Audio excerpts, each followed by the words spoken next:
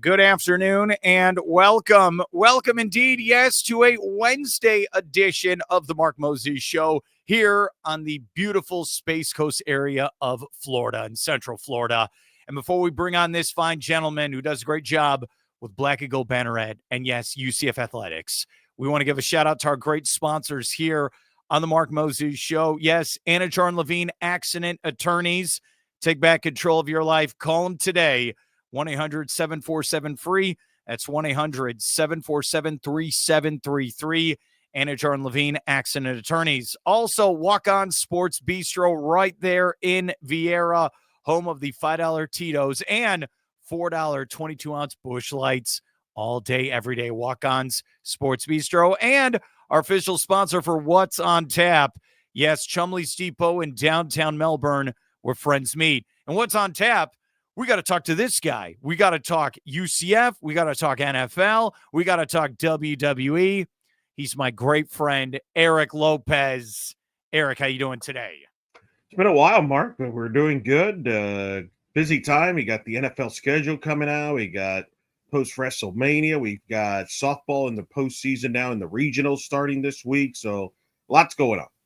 Let's start with this, the most important thing, since you're on video. You cut the hair off, Samson. What happened? You've had it so long. I think you went to that Big 12 tournament, and I think you said, I got to get a professional look. Is that what happened? Yeah, I try to get one in there every year before the Big 12 tournament. That's the goal. Second year I've covered the Big 12 softball championships in Oklahoma City. It was a lot of fun. So, yeah, I mean, I knew I had to do some videos. So, let's plus it's a little hot in Oklahoma City. Although, actually, the weather was perfect. I got to tell you. Never seen a more perfect weather for a softball tournament than I did this past week for Oklahoma City. So, which never is very rare. So I'll take it. Thank you. I just clarify this for people who don't know Eric. The three people who don't here in Florida.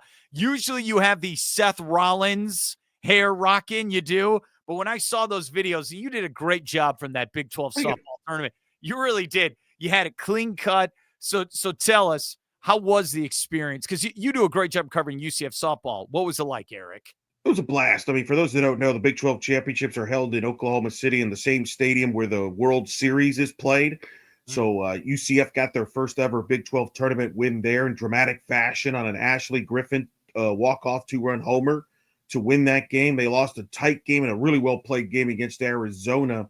Texas Tech ended up winning the Big 12 championship with the best player in college softball, Anidjar Kennedy, who I got a chance to interview a couple times. So it was a blast. It was always fun to cover that tournament and part of D1 softball's coverage. And it was cool, man. It was a really cool experience. It was one of my favorite weeks. It's become one of my favorite weeks of the year. And, it was a blast. It was from a work standpoint. A lot of people came up to me and saying they enjoyed my work and enjoy the work that we do at D1 softball and In the Circle podcast. So that was a blast, and to see UCF in person, that was a lot of fun. And now we move to the NCAA tournament in the regionals, and UCF, of course, will be in there. Ironically, in Austin, Texas, of all places. Wasn't expecting that, but it's still a great moment for UCF to make the NCAA tournament for a fifth straight year. Okay, how many years have you been calling games or covering UCF softball? Since 2007. That was the first year that I've been covering it. So it's been a while. This has been basically finish up my 19th season, if you will. Next year will be number 20, 24th season for the program, and a lot of firsts for the program this year. Making it for a fifth straight year in the NCAA tournament. First time they're being shipped out. Normally they get bused to Gainesville or Tallahassee. Instead, they're going to Austin, Texas, where the Texas is the host. UCF will open against Michigan on Friday in a double elimination format. But, man, a lot of firsts. They beat Arizona 2 out of 3 for the highest ranked series winning program history. They've beaten Florida, beaten Oklahoma State, 33 wins. You got to get Cindy Ball Malone on your show at some point. Okay. All right. To me, Mark, people say I'm biased with her. Right now, she's the best UCF coach on campus. Not right That's now. You're going. No, hands down. That's what you're going with is your answer. You talk about 2007. So at the Knights, you've covered multiple conferences. You've seen different styles of play. And it's something we talked about where, they went from the American to the Big 12 in multiple sports there in East Orlando. So what did you see there, Oklahoma City, style of play, or is it just a better player? What did you notice when you see all these teams play up close? The difference is that the Big 12 has every team has good players. That's the big difference. There's the margin for error is very small. And the example was in the UCF Arizona game. I thought UCF played a really good game there, but not a perfect game. Arizona, though, so much talent. That's the difference sometimes. Whereas in the American, you can have one bad inning and still win pretty comfortably. Not the case in the Big 12. But for UCF, it's still a learning curve. This was a young UCF team, graduated 11 seniors, the Jada Codys and the Shannon Dohertys. A lot of people wonder, well, this might be a rebuild year for Sidney Ball Malone and UCF. Instead, they win 33 games. They make the NCAA tournament with one of the youngest rosters in the country, with a team that didn't return a player that played the same position as last year. For example, Aubrey Evans, their best hitter right now, she's starting at shortstop. Last year, she was a second baseman. Sierra Humphreys, third base, was a DP last year. You have this freshman, Isabella Vega, who is the top 10 National Freshman of the Year finalist. You've got a Caitlin Felton, a senior, who has played very well. So it's really worked out, and they've peaked at the right time and figured things out in the second half of the year. They finished 12-12 in the Big 12. They're the first UCF team from the major sports to finish 500 in a Big 12 conference. Think about that, Mark. Football hasn't done that. None of the basketballs have done that. Baseball hasn't done that. Softball has done that. So a lot of firsts for UCF, and I think the future is bright.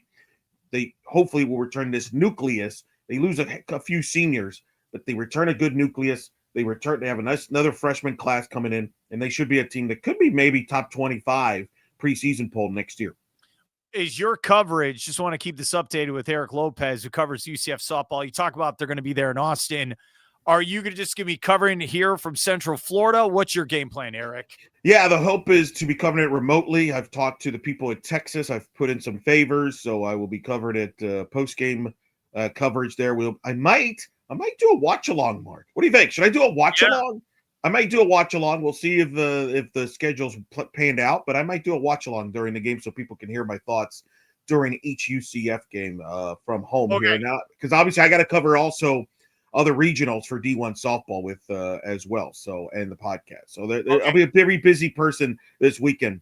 My brother has discussed this. He wants us to do like a TikTok live where we talk NBA playoffs, like while the game's going on.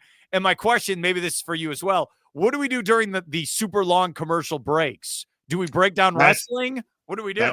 You just got to create conversation. That's the challenge, man. That's the challenge. I don't do many watch-alongs, but I know friends of mine that do that on a consistent basis, so I'm going to pick their brain a little bit on that. But yeah, basically, the goal is you hope you have enough people interested that they're watching with you and they ask you questions. That's the hope. No, it's a great point, man. 19 seasons. Congratulations on that, buddy. That's really cool. What was the first game? Do you remember the first game you called 19 years ago? You must have been nervous. I know it was like in February of 2007 or something. It was against like George Mason or something like that, where they call, I was filling it. I didn't think I was going to do it full time. I was covering Magic games at the time, shooting video for an NBA site. And so I just did it because nobody else wanted to do softball back then. And softball games were in the afternoon. Basketball was at night. So it fit my schedule. Everybody wanted to do college baseball at that time. So I'm like, I'll do softball. And so I did that year. And it was a lot of fun. And then they kind of wanted me to keep doing it. And I did. And next thing you know, here I am. And you also, history. So you fill in for basketball I filled in on basketball on the radio side for Mark Daniels when he has football obligations. And then I have filled in for him on baseball as well when he has basketball obligations, like this year where UCF men's basketball played at the Crown. And then I got to fill in on baseball for a week. So I'm the fill-in guy. If you go, they call me for when they need help. I'm the guy they call. Go to the relief. We need, give me the righty. I need Vaughn. That's what it is. Is there any sport? We're here there at Lopez, Black and Gold Banneret, and UCF Athletics. Is there any play-by-play? I ask this to every guy that does it. Is there any sport where you're like, no, don't, just forget it. I can't be your guy. If you like, just think about it for a second. Is there one sport? I did soccer once for Eastern Florida, and rough sport, right? Yeah, Soccer's kind of like baseball, or I'm sorry for the nerds, football. Got to make sure I say it right. It's one of those things where kind of like baseball, where not a lot of things are happening. They're not, but then you have to pay attention because all of a sudden something's going to happen right in your mind. So you got to kind of, because I know with softball, you have to fill time a little because there's not action on every play. But soccer was hard. The hardest one I ever did out of college is I volunteered and helped out with Iowa State hockey because I wanted to get reps in. I know. So me and another guy, this was like 2005, 06. Man, the hockey it's the opposite of baseball, softball. It's nonstop. You have got to know the players' names, and there's constant action. I think that's the hardest one. That's probably the one I'd be very hesitant to do. I've called soccer. I fill in on soccer at UCF. It's a hard sport for the reasons you mentioned. Plus, and from my standpoint in soccer, the field is so far away from the press box that I have to call it off the monitor. And sometimes it's hard to tell who got the goal and stuff. That's probably not my strong. I mean, I appreciate guys like Evan Weston, who calls Orlando City soccer. He's one of the best in the country in college soccer. So I appreciate them. But no, I probably hockey's the one that I would be hesitant. I think everything else I like. One sport I would love to call is tennis. I've never had the chance to do that. That's something I love tennis, so I would love to call that one day. But my strengths, my bread and butter is probably softball and baseball, which is weird because growing up I wanted to do basketball, and when I do basketball, I enjoy it. But I found myself that with basketball, it takes me a little bit to adjust to the speed because it's up and down the court. And it's a challenge for me, whereas baseball, softball seems to fit my personality tempo-wise. For whatever reason, maybe it's just reps, whatever. But I enjoy them all, and I like calling them all, and I hopefully get more opportunities moving forward. Tell us about your podcast for softball, how we could check it out. In the Circle on D1 Softball Podcast. It's on all your favorite podcast places. We have a YouTube channel as well, but it's In the Circle SB on X and on Facebook. And we do a podcast twice a week. It's usually Mondays and Thursdays. We have guests from all over the country in college softball, the who's who. Nobody gets better guests than we do. We break down all the news going on in softball. The coaching carousel is about to begin in college softball, so we're going to be talking about that. We're going to talk regionals this week and up until all the way to the World Series. We don't take off seasons off. So, and then D1 Softball is your source for all the latest news in college softball if you need to catch up. So that's the places I go. It's a lot of blast. They flew me up to Oklahoma City, so that was a blast. And again, if you need to catch up on softball news, that's the place to go. We are there, Lopez, Black Eagle Banneret. I want to ask you about football. It concluded spring practice. There wasn't really a spring game. I know they had like open practices you could check out, but no actual spring game. I asked this to multiple people, so you're up next.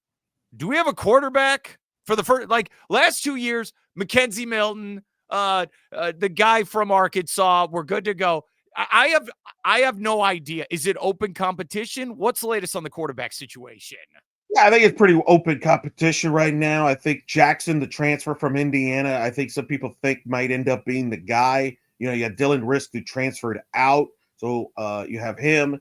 You've got Brown, who obviously was the quarterback last year that took over for Jefferson. If you ask me, I think it's going to end up being Jackson. But look, there's a lot of unknown with this football roster. There's a lot of as I've called it, it's kind of a no-name roster, if you will. There's a lot of guys that are looking to earn some playing time. There's guys that are looking to make a name for themselves. This is a rebuild. It's the bottom line. It's a rebuild. Scott Frost has said it's going to take some time. And I don't think we're going to know what UCF has until you see them literally play somebody else in August, because practice is not available except for like the couple of practices that you referenced. But really, what are you going to learn in a situation like that? So I think it's a process that people are going to have to be patient with, Mark. I don't think this is going to be a super year. I don't think they're as bad as some of the outlets have suggested. I think this is a team that can still make a bowl game maybe at 6-6, but there's a lot of unknowns. There's a lot of guys. Who's going to be the wide receivers? Montgomery's probably going to be the starting running back. That's probably the best name but there's a lot of unknowns. There's people know more about the coaching staffs than they do about the actual players. So I agree. You know what's interesting? They were competitive last year, and they were in a lot of the football games. It wasn't like, I know it ended badly. They don't go to a bowl game, but like they were in a lot of these games, a lot of them against Arizona State. They should have won that game. Who else? Iowa State.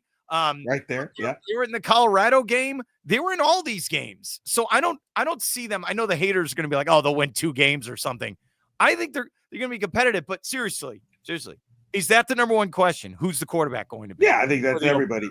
That's always going to be everybody's number one question. And I think people then wonder who's the quarterback going to throw the football to, what kind of style of offense you're going to see. I think there's a lot of unknowns, and I give Scott credit when he's talked to the media. He's kept the expectations pretty low. Him and Mackenzie Milton, like, hey, we're still figuring out what we have. He's not trying to, one of the things the Gus tried to do is he tried to, hey, we're going to be awesome. We're going to be this or that. And then when it failed, people are like, what's going on? Scott's trying to be more even keel about it. And I think he realizes this is not a 1-year fix. I think it's just going to be a multi-year project. So we'll see. Again, a lot of unknowns, but I think that's kind of cool, isn't it? It's kind of unique. People are going to go into that season opener maybe as curious as ever for a season opener. Normally it's like, we know what we're getting. I think there'll be a lot of interest and intrigue just to see what they have when they open the season in the opener against Jacksonville State. It still blows my mind. I know it's been months now, Eric Lopez. I'm like, wait, Scott Frost is the coach? Like, it's weird hearing you say that, but you're right. And then Mackenzie Milton's there. Like, if you're Mackenzie, you're going to be quarterback coach. Are you just like, all right, do this, this, and this? That's what I did. That's what you need to do. Like, how does that work for this football team? Yeah, I think that's the interesting thing about this is that Milton will be the quarterback coach. And what kind of style of quarterback do you get? Is it somebody similar to Mackenzie Milton? Is that what we end up getting? Or is it going to be a dual threat quarterback? That's the expectations. But, you have Jakari Brown right there also in the mix. So we'll see. They got the kid from FAU who transferred. So it is as wide open as it gets. But again, if you ask me, I think it's going to end up being Jackson. He has the most upside. I think there's some ties there with the coaching staff at Jackson. I think he'll end up being the starting quarterback. Okay, I want to clarify. I made a mistake. I said, okay, it was KJ Jefferson, and I said Mackenzie Milton is a Freudian slip from 2 years ago. It was John Rice Plumlee. Okay, when I think about the era of Gus Malzahn, I will think of John Rice Plumlee, his boy. He loved that guy. For better or worse, that was his quarterback when I think of his era. Is that fair? No, I think that's 100% fair. I think he'll be remembered for that and the fact that KJ Jefferson flopped. I think those are the two. Flop. Yeah. Look, I remember we were at a basketball game, and right when they signed him, and they're like, oh, KJ Jefferson is here. Ooh, this is a big deal. He's at the basketball game. How many games did he last? Honestly, what was it, through the Florida game in early October? And then he got benched. Yeah, that's it. He got benched starting with the Cincinnati game, which I did not agree with, but they did. They pulled the strings on that and went south from there. Does this franchise, and I'm going to call them that, UCF football, do they need to get their identity back or their swagger back with Scott Frost as their coach? Yes, I do. They absolutely do. And I think they realize that too as well. So, and Scott made a comment during the spring too about the culture and just trying to get back to the getting some, building a family, if you will, building some chemistry, which was almost like suggesting that they didn't have chemistry in the last year or two. So that's been a comment that's been made from players and the coaching staff in the spring as well. So I think they're trying to get back to what worked the first time Scott was here. The question is, can it work in the Big 12 this time around? I'm looking at my wall of memorabilia in front of me. I'll have to show it to you afterwards. I'll post a photo of it. I framed my press credential and all the information from the first ever Big 12 game at UCF, the game they blew against Baylor. I know it's a bad memory. They were up multiple touchdowns late in that game. I framed it. It's still, I had to do it. I know it's a loss, but Eric, I know you have memorabilia. I just felt like everything we went through where they were, they were winless, 0-12. Then they called themselves the national champions. They won all those conferences. They transitioned to the Big 12. I'm happy I went to that game, and I had to frame it.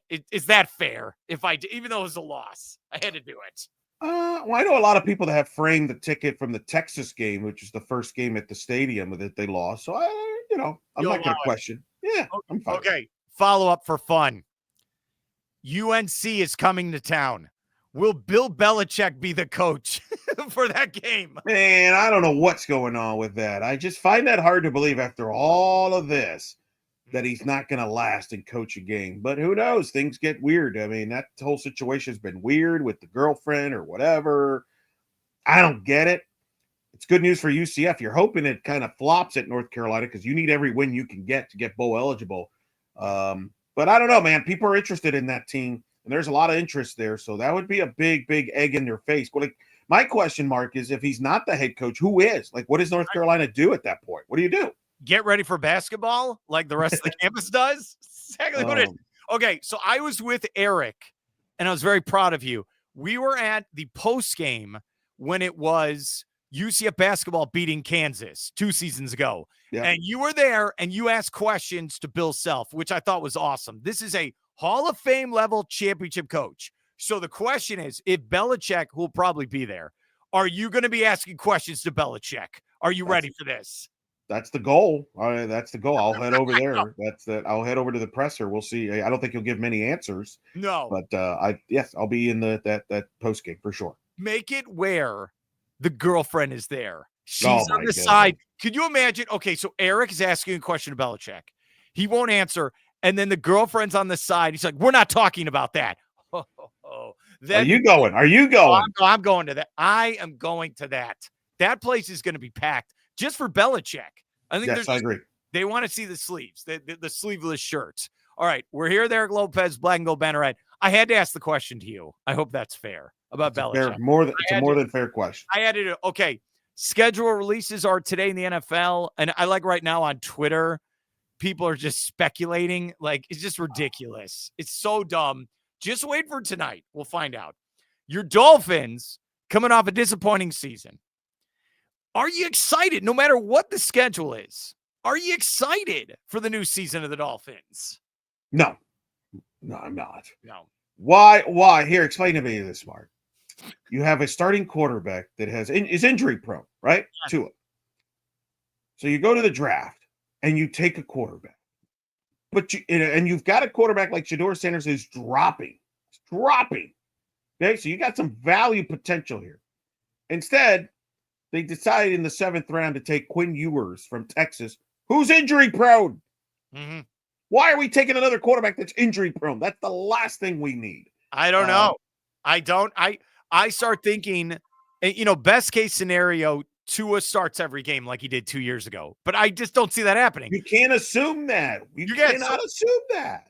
So is Ewers, the former quarterback at Texas, who, by the way, would make more money if he would have stayed in college football this fall than if he played for a team. When does he get in? Week 5? Week 6? What are we thinking now? I don't know. It's just so that's the issue. I think they'll be okay. You could argue that some things went bad, but I mean, Tyreek Hill's not had a good offseason, so why should I have optimism? Tell me why, Mark. I'm not the Bears. It ain't like the Bears who actually have a young quarterback and a new head coach. I mean, Buffalo's still Buffalo. Still, I mean, I guess if you want to say there's a positive is that you're in a division where it's Buffalo and everybody else. That's about the only positive. The problem is you're the everybody else. You're correct. Part of that. If you had a chance to trade Tyreek Hill, would you have done it this offseason? Depends what you're getting. What are you getting? I don't think the value is that great. I don't think so either. I think, but this is it for him. If he has another season where he's not putting up monster numbers, then what do you do with Tyreek Hill? We're not. Right. Look, you've traded. Okay, so here's what's happened in hindsight. Eric Lopez, he's put up Pro Bowl numbers pretty much every year he's been here. You've not won a playoff game with him. Nothing. And his former team has gone to the Super Bowl every single year without him. Every year. And they won 2 out of 3 Super Bowls. He's still a Hall of Fame player. He is. But what have you done? You've not won the division. You've made the playoffs. But how many times is Tua starting the playoffs? Once in that debacle 2 years ago at Kansas City. That's it. That's all you've got. So is it worth it then to get Tyreek Hill to help this team? I mean, it was fun. It was fun. The one that still stings is 2 years ago. They had a chance to win the division. They blew it. They lost that Sunday night game to Buffalo. That's the problem. And, I think Tua is good, but he's not great. And I think we've learned that. But there's no answers behind him. And, they signed Zach Wilson. Zach Wilson's the backup quarterback. Like, what are we doing? Okay, so Zach Wilson is the backup. He's a bust. I think he's going to wear number 0. I could be wrong. I think I saw this. That's how ridiculous it is for the Dolphins. It writes itself. If the Dolphins come out of the gate struggling and they look bad, is Mike McDaniel, is that honeymoon over with him? I think it's getting close to that, but I don't know if it's all his fault, but I think it is getting close to that. And I think Greer, the GM, I mean, that's the thing. It's like, it's status quo with her. He's still there. Like, that's the guy you got to question. So I don't know. I mean, we'll probably suck ourselves into it. Here's the thing. They'll get off to a good start and then they'll flame out, and it's kind of how that'll work. And, do you need a hug? Is that what this is? Do you need a hug or ice cream for being a Dolphins fan? You're depressing me because the softball season's coming to an end, and then for the NFL season's coming up, and it's just going to be rough. We've not talked, but you brought up Shedeur Sanders right there. Yep. I said this after the draft, and I was completely turned off by him at the combine and his whole I don't blame teams for passing on him early in the draft. But now in hindsight, I think he was the biggest loser in the draft, but then he's also the biggest winner because now he's even more famous as President Trump was talking. The whole country was talking about him. And now everyone's like, all right, I got to see the Browns camp. I think he's already beaten out Dylan Gabriel. That's what I'm already. There's another crazy name to bring out. They took him in the 3rd round? It was ridiculous. It was ridiculous. What are your thoughts now on Sanders going forward with the Cleveland Browns? I've never seen that where Cleveland took 2 quarterbacks and within 3 rounds. It was hilarious to me. I mean, the Shedeur was the story in the draft. I think that's why ESPN was thrilled about it, because the draft date, people stayed on to watch day 2 and day 3 just to see where he gets drafted. So he did everybody a favor. I guess he didn't do well in interviews and stuff. And you mentioned he was a turnoff, but man, I think he could play. And now as a 5th round, you've got good value. So now he's got a chip on the shoulder. Maybe that humbles him a little bit. We'll see. That quarterback room is hilarious in Cleveland. But I agree with you. He should beat Dylan Gabriel. And honestly, he should be the starter there. It's not like there's a lot out there in Cleveland to work with. So we'll see what happens. Maybe he learns from it. Maybe he turns out to be a bust. I don't know. But the fact that they took Dylan Gabriel in the 3rd round was hilarious to me. Like, the guy is too small. He's not accurate enough to be successful in the NFL. That seems to me like they took him just out of, hey, you are good at holding a clipboard, right? Like, yes, I am. Okay, you get to be holding the clipboard for the rest of your life. We saw Dylan Gabriel play for Josh Heupel at UCF. I saw him beat Stanford in 2019. Yep. Think about that. Yeah, that's right. Did he go? Here's the question. Was 2018? Oh, no. Or was it? No. It was 2019 where they decided the hell with it. We're going with the freshman, Dylan Gabriel, right? Yeah. They just started up. Mm-hmm. It's 2025, and now he's finally going to the NFL. All right, let's end with this.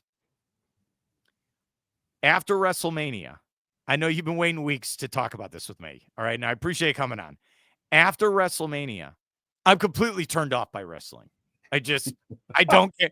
I really, when Travis Scott showed up and that was it for the main event, I don't know. I don't like any of these storylines. What are your thoughts post-Mania, where we're going with WWE? Well, you need to blame your boy, The Rock. He ruined WrestleMania. You know that, right? You know that. Why did he ruin it? What did he ruin? He got himself involved in the Cena Cody storyline for no reason. Like that whole stupid, I want your soul and all that. I really believe, this is my theory, Bart. Their whole plan was to have Cena turn heel on Cody at WrestleMania, which would have been unbelievable if he did it in the biggest stage, kind of like Austin did back in WrestleMania 17. I think that was the whole plan by Triple H and the creative people. But for whatever reason, The Rock got involved, and they wanted The Rock involved, and we got to come up with something for The Rock. Oh, here's a good idea. Let's see who's willing to turn heel to join The Rock. And then so they went with Cena on that at the Elimination Chamber, except we never saw The Rock again. He never showed up. And then the Cena Rhodes build was so weird, and you're like, what? This is kind of weird. He's turning on the fans. There's no reference to The Rock. I don't think they were prepared for any of that. I think the whole plan was for Cena to turn heel at Mania, and it messed everything up. And it's why we got the terrible match that we did, because I think Cena was supposed to cheat to win. And I think if The Rock's not going to be at Mania, then why is he involved to begin with? It was stupid. I don't know. And Travis Scott, that's the worst. Because but that was the problem. The Rock did not make himself available, and I think it's because out of spite, because I think they rejected The Rock's idea. I think The Rock is still bitter deep down because he wanted to be in the Mania main event last year, and the fans revolted on that. Yeah, and I think there's some I think tension there. There's some tension there. So that's made that a little quirky. So yeah, I understand where you're coming from. I'm enjoying the Punk storyline with Seth Rollins and his group now with Braun Breaker and Sami Zayn. I'm curious where that goes. I am curious where they go with this Cena heel title run era. When does Cody return? But yeah, it's not. They've hit a bump on the road here for sure. I understand where you're coming from. Okay, so you like night one? Yeah, you like that where Seth Rollins? Oh, love that match. Love that. That was the highlight. That match and the women's triple threat title match to me were the highlights of the Mania show. Everything else was average, I thought, or below. Okay. You know what wasn't bad? I can't believe I'm going to say this. The AJ Styles versus Logan Paul or whatever. I can't think which Paul it is. I didn't think that was bad. It was okay. I like that, and I like Becky Lynch showing up. I thought that was fun. Then she turns heel the next night. That was good. I think Seth Rollins. Where do you take that then? Does he add more people to his stable? I think he will. Yeah, I think he will. I think he'll add more people. I've known Braun Breaker. I've interviewed him like 3 or 4 times. Ooh. One of the nicest guys. Like, he's a super nice guy. And it's so the funniest thing about him is you're like, I'm a real man. Like, you're like, I'm a tough guy. You stand by him and you're like, what the hell is this? Like, I don't even, I will say this on record. Carmelo Hayes was like, yeah, I know. Compared to Braun Breaker, we're all like, we're not big dudes. Like, I get, and Carmelo Hayes is a jack dude, and he's awesome as well. But no. And do you like Stephanie Vaquer, whatever it is, Vaquer? She's just destroying everyone. Is she just going to destroy everyone straight to the main roster? Is that the game plan? I think so, and then eventually go up against Rhea Ripley. So yeah. Yeah, I'd like to see that. That would be a good time. There you go. I got you back in. I saw Tiffy Time. I am not kidding around when I say this. I saw her at the Melbourne Auditorium with 250 people, and she came out, got no pop. No one booed her. No one cheered her. This is right when she was starting out, and she came out and she's yelling, Tiffy Time. That is really cool. And that's what I tell people all the time, because I know you'll go to wrestling matches. You'll go from time to time. Like, in our backyard, you will see these people and they will become mega famous. Like, it's crazy, dude. I mean, I met Rhea Ripley. She did a meet and greet at that Melbourne Auditorium. And like 15 people. She's like, hi, nice to meet you guys. And no, she's like the top person. It's wild. It really is. That's the cool thing about going to house shows. I remember I went to a house show when Kurt Angle was just starting. And nobody who's this guy? Type of thing. So yeah, I know what you mean. I'm trying to think. Yeah, like Roxanne Perez and Braun Breaker, and it's just like all these people you think of, and now they're like on WrestleMania. It's pretty cool. It is. All right, before I let you go, what's the website? UCF coverage, your softball thing. The floor is yours, buddy. All right, go to D1 Softball for all the coverage, softball postseason. In the Circle SB is your social media hits for the podcast. We're on twice a week. blackandgoldbanneret.com for all the UCF softball coverage as well. Eric Lopez Elo is where you can find me on X or Twitter. I may do a watch along or tweet along. We'll see for during the regionals in Austin, Texas. It'll be a lot of fun, and hope everybody enjoys it. And good to catch up with you, Mark. You as well, dude. And you know what else? I think I'd say about 9 years ago, I think I did the first ever interview for Liv Morgan. I'm not kidding. She's doing pretty well for herself now. Yeah, she's kind of a big deal, just like this guy, Eric Lopez. Well, man, thanks for your help and have a great day. You too, buddy.